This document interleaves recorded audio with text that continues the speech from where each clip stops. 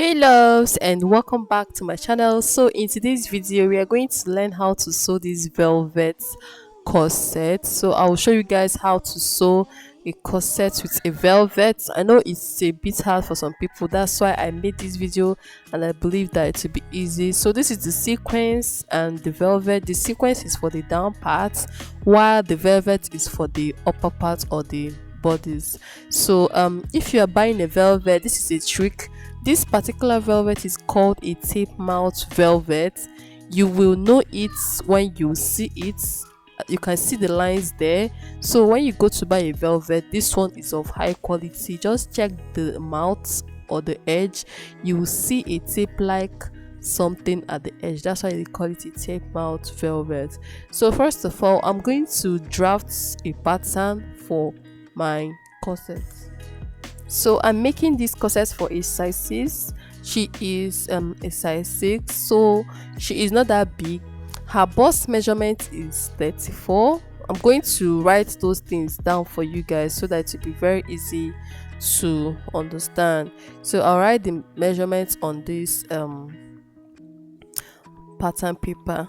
So her bust measurement is 34, her waist measurement is 24, and her half length is, sorry, her bust is 33, her waist is 24, and the half length is 16 inches.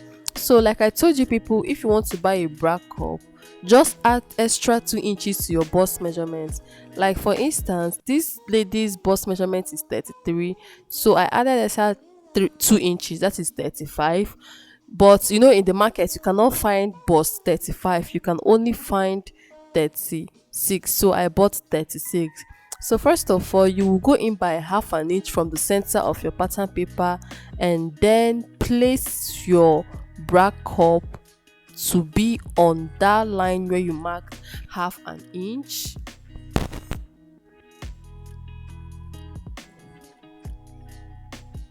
So when you place your bra cup this way, just measure the under bust, because if you place your bra cup, you cannot really determine your bust points on your bra cup. So just mark your under bust. Her under bust is 13, her half length is 16, and I added extra 2 inches for seam allowance. So I'll rule the lines. This is the under bust, this is the half length, and the allowance. Like I told you, once you place your bra cup, if your under bust is 15, just measure the under bust, just mark the under bust of the bra cup. So I'll label the lines. This is the under bust, this is the half length, and this is the allowance. So I'll show you guys the next thing that you will do. So after drawing these lines, place your bra cup this way. Just place it to be on the first line, and then draw out the shape. Just map out the shape of the bra cup you measured. So after mapping out the shape, the next thing is to measure the dart. So this lady's dart is 3.5, her nipple to nipple is 7, so her dart is 3.5. I measured 3.5, and I'll subtract half an inch on each side of the 3.5 line. So I'll extend the line where I measured my dart to touch the under bust, and I will draw a triangular line from the points where I measured 0.5 on the side of the dart line. So after subtracting that 0.5, you have something like this. But the funny trick that I use is that I don't add that to this type of corset. The corset that I normally map out with my bra cup, I don't add that to it. I just use my normal boning and all that. So I'll go ahead and take my waist measurements and my bust measurement. Our waist measurement is 24, divided by 4 is 6, plus 2 inches seam allowance and 1 inch for that is 9. So I marked 9. So if you're taking the bust measurement, don't take it with your bra cup. I'll show you guys. If you take it with your bra cup, the measurement will a kind of reduce. So when taking your bust measurement, remove the bra cup, keep it aside, and take your bust measurement. So her bust measurement is 33, divided by 4, that is 16.5, and yes, so you add your 2 inch seam allowance. So you have like 11 inches or 10 inches after doing your calculation. So you mark it and then connect your line. So this is it for the front part, and I'll go ahead and add sewing allowance around my bra cup. So I'll go ahead and add extra half an inch from the points where I traced out the shape of my bra cup. Like you can see where I traced out the shape of the bra cup. So from there I'll come in by 0.4 inch.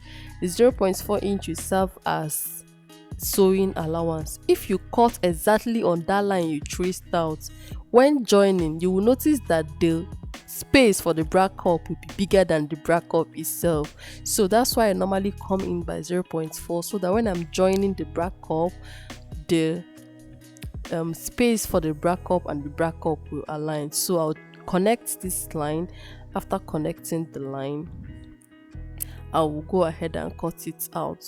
Remember I said don't cut on the first line you marked. Make sure that you come in by 0.4 inch so that your bra cup and your space for the bra cup will align. If you cut exactly on the first line, the space for the bra cup will be bigger than the bra cup. So for me, it is better that the space is lesser than being bigger. It will damage your work. So after tracing the line, I'll go ahead and cut it out. I'll cut out my space for the bra cup.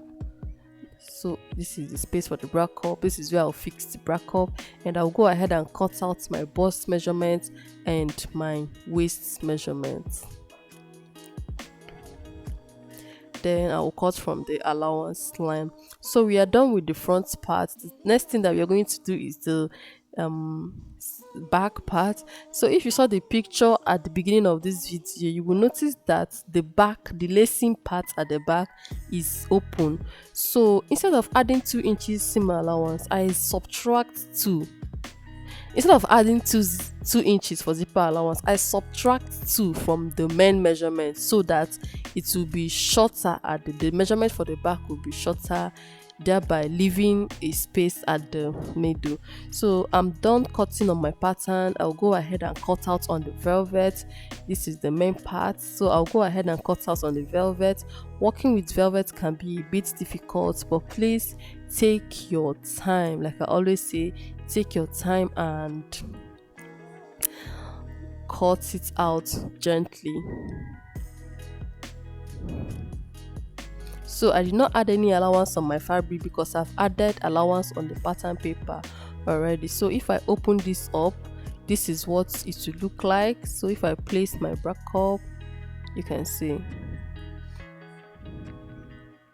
it is so fine. So I'm done cutting the front.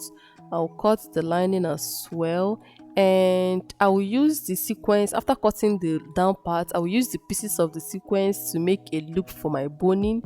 I'm trying to figure out how to place them. So I will use the small pieces from the sequence to make loops for my velvet. So this is for the back part. This is for the bra cup.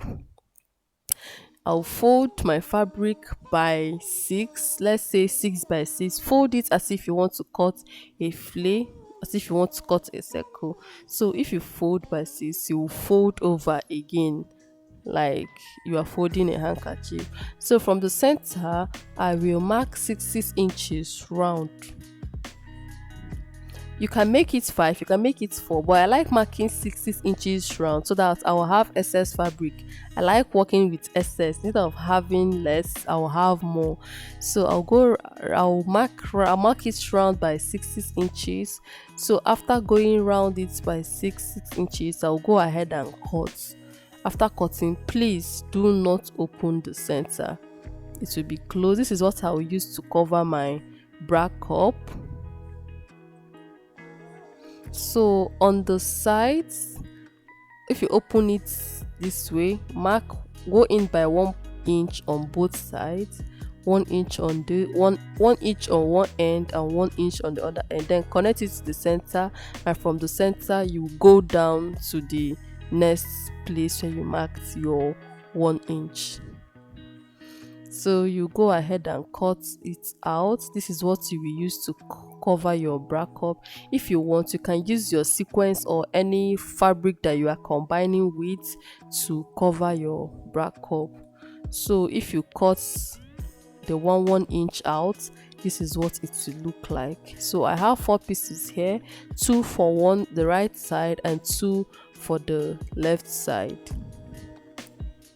So here are the pieces for the lining and the velvet itself.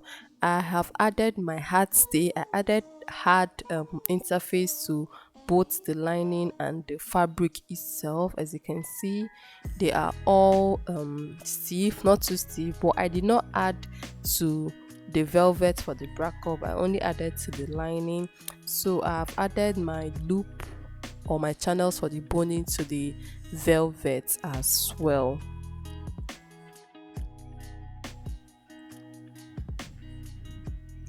So I added hard gum to both the lining and the fabric. I added hard SD. If you can see the inside, I added hard SD and I've added my loop for my boning. So for the back, I just ran after joining the front and after joining the line and the fabric, I ran a stitch for my loop. That is for the back. Please use a hard gum if you are working with velvet. So you can see the line. I did not add anything on the material on the velvet for the bra cup because I want it to be stretchy so that it can lap well on the bra cup. I only added gum to the lining. So I have covered the lining. I've covered the bra cup with a lining and the fabric. I have a video on how to do this, so I'll go ahead and join the bra cup to the hole that I made for it. So I'll go ahead and join the bra cup to the hole that I made for it. Like I told you guys, I did not add a dart. I just illustrated if you how you do it if you wanted to have a dart.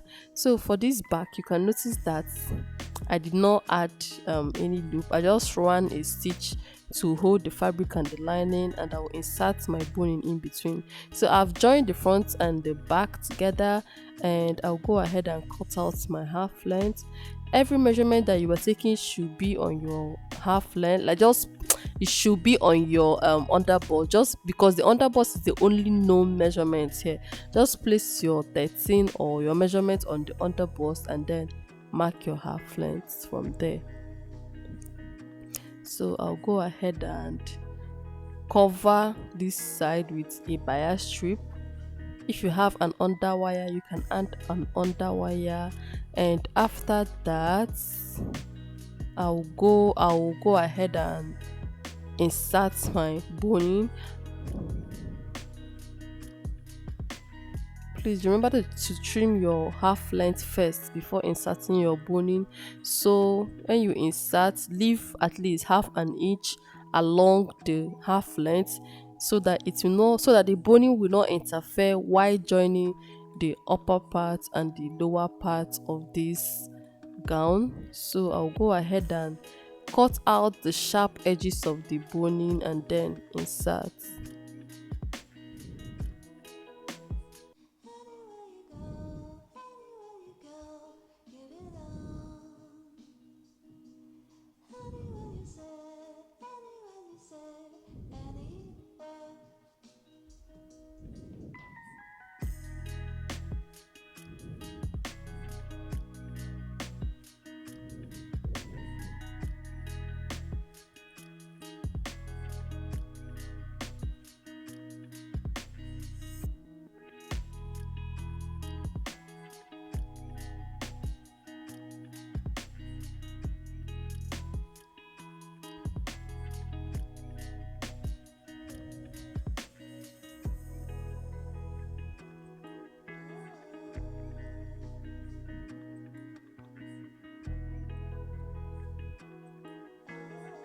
So at the back, I will insert the boning in between the velvet and the lining because I did not add any loop there. I just ran 2 stitches and I'll insert the boning inside the hole.